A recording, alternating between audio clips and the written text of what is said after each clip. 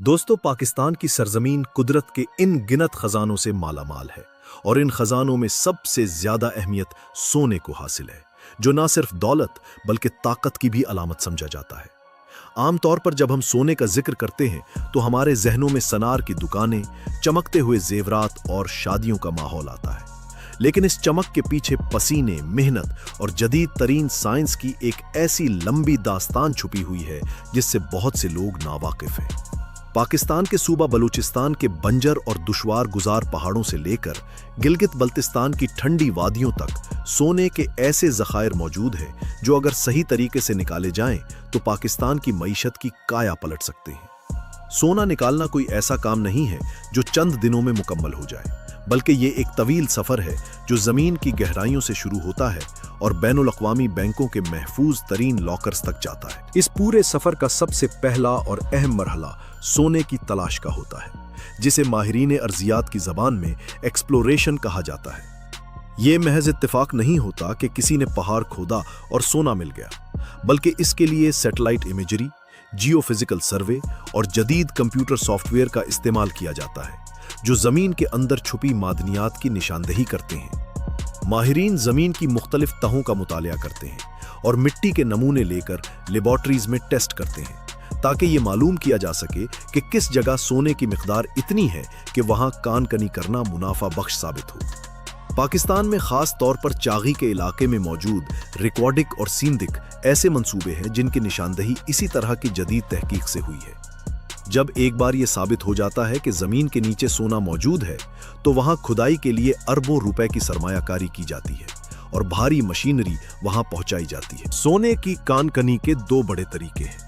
एक open put mining है, जहां जमीन की ऊपरी सतह को हटाया जाता है, और दूसरा तरीका अंडरग्राउंड या जेरे जमीन कानकनी है, जहां मीलों लंबी सुरंगें बनाई जाती हैं।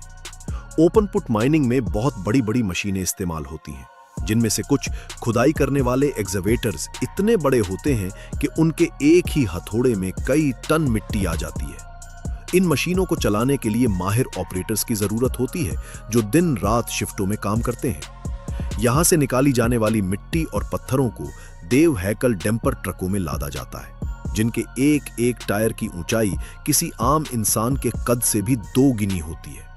ये ट्रक इस कच्ची धात को क्रशिंग प्लांट तक पहुंचाते हैं, जहां सोने को पत्थरों से अलग करने का अमल शुरू होता है। जब ये पत्थर क्रशिंग प्लांट में पहुंचते हैं तो वहां एक शोर बर्पा होता है, क्योंकि बड़े बड़े पत्थरों को मशीनों के जरिए तोड़कर छोटे टुकड़ों में तब्दील किया जाता है।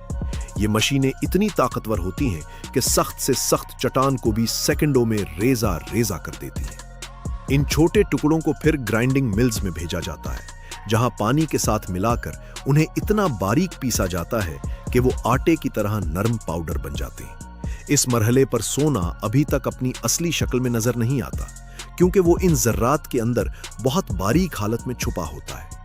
इस पाउडर को फिर बड़े बड़े टैंकों में मुंतकिल किया जाता है, जहां केमिकल्स के जरिए सोने को बाकी मिट्टी और फालतू मवाद से अलग करने का अमल किया जाता है, जिसे लीचिंग कहा जाता है। लीचिंग के इस अमल में साइनाइड जैसे केमिकल्स का महलूल इस्तेमाल होता है, जो सुनने में खतरनाक लगता है, लेकिन माहिरीन की निगरानी में यह अमल इंतहाई महफूज तरीके से मुकम्मल किया जाता है। यह केमिकल सोने के जर्रात को अपने अंदर जज्ब कर लेता है और एक माय मटेरियल बन जाता है।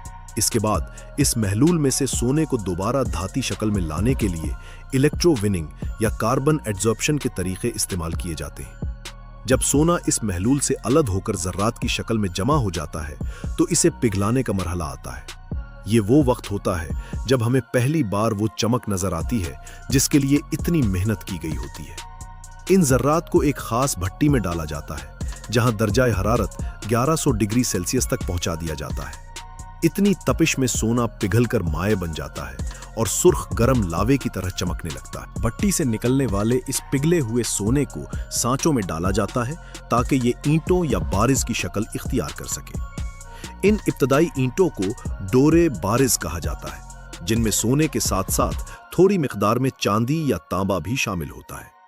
इन बारिज को फिर मजीद सफाई के लिए रिफाइनरी में भेजा जाता है, जहां जदीद तरीन टेक्नोलॉजी और तेजाब की मदद से तमाम मिलावट खत्म कर दी जाती है और आखिर में हमें वो सोना मिलता है जो 99.9% खालिस होता है।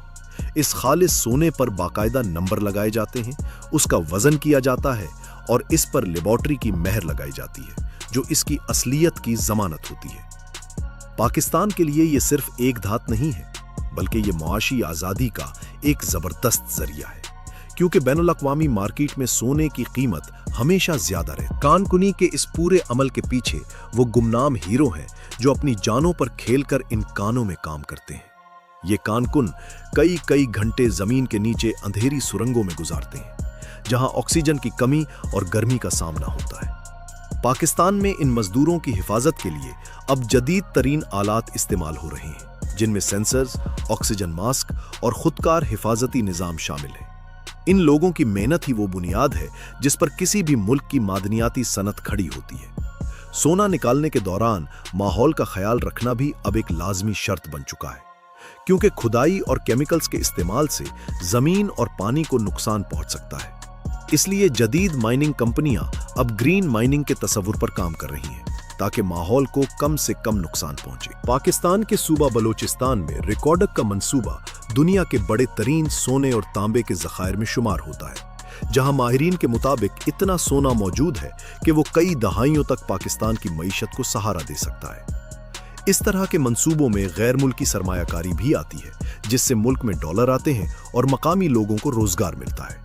जब एक बड़ा माइनिंग प्रोजेक्ट शुरू होता है तो इसके इर्द गिर्द पूरा एक इंफ्रास्ट्रक्चर बन जाता है, जैसे नई सड़कें, बिजली के पावर प्लांट्स, अस्पताल और स्कूल, जिससे पसमानदा इलाकों की तकदीर बदल जाती है। सोना निकालना सिर्फ दौलत जमा करना नहीं है, बल्कि ये इस इलाके के लोगों की जिंदगियों में खुशहाली लाने का नाम भी है। आलमी सतह पर सोने की अहमियत का अंदाजा इस बात से लगाया जा सकता है कि दुनिया के तमाम बड़े ममालिक अपने फॉरेन एक्सचेंज रिजर्व में सोने का एक बड़ा हिस्सा रखते हैं।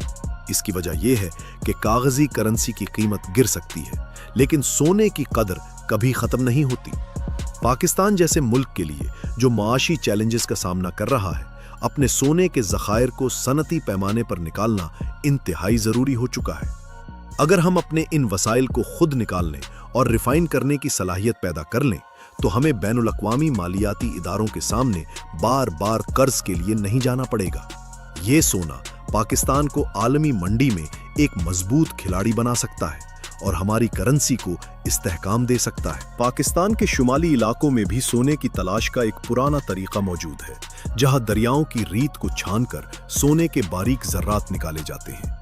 ये काम मकामी लोग सदियों से कर रहे हैं, लेकिन अब जरूरत इस बात की है कि इन रिवायती तरीकों को जदीद टेक्नोलॉजी से बदला जाए, ताकि सोने का एक एक जर्रा जाया होने से बच सके। सोने का ये तवील सफर जो हमने आज बयान किया, दरअसल हमारी आने वाली नस्लों की खुशहाली का सफर है, जिसकी मंजिल एक ताकतवर और खुद मुख्तार पाकिस्तान है। हमें अपने मुल्क के इन वसाइल पर फख्र करना चाहिए और उनकी हिफाजत के लिए अपना किरदार अदा करना चाहिए, ताकि ये खजाने हमारी आने वाली नस्लों के भी काम आ सके। ये कहानी सच्ची मेहनत, लगन और उस मिट्टी से मोहब्बत की है जो अपने अंदर सोना छुपाए हुए है। और अब वक्त आ गया है कि हम इस सोने को निकालकर दुनिया को अपनी ताकत दिखा दें।